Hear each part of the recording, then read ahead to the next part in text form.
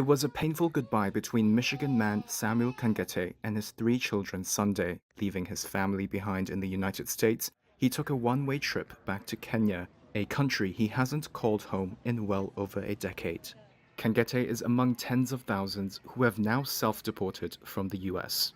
It comes in the wake of increasingly volatile immigration and customs enforcement, or ICE raids, throughout the country, which have resulted in thousands of arrests since President Donald Trump's orders to crack down on undocumented migrants. 39-year-old Kangethe first came to Michigan in 2009 on a student visa. Since then, he has earned 5 academic degrees, bought a house, got married, and is now the father of 3 children ages 13, 11, and 5.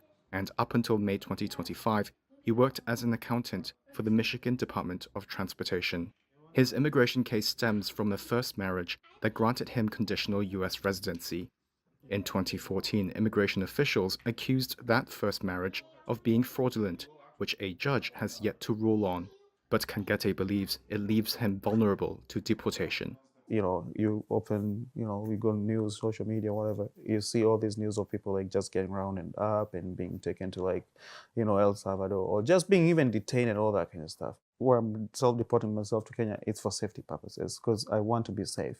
I want to be in a place like, even if I know I'm not here physically with them, I'm in a place that they know where I am, how to get a hold of me. Daddy, I miss you so much. Kangethe's wife, Latavia, says raising their children alone will be hard on her financially, but the toughest part may be the emotional toll. I think we're going to have to do lots of family therapy. A lot of kids are resilient, but I don't think that they cope overnight.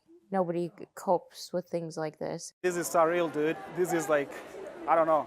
Now back in Kenya, Kangethe is surrounded by family, his sister and brother-in-law, who he grew up with before he moved to the United States. But he says he still hopes and prays for a way to legally return to the US someday to reunite with his wife and children. If I was to talk to President Trump personally, I would tell President Trump, like, hey, I seriously, even if I have to plead with you, like, please hear the cries of these kids. Please have mercy on people like me.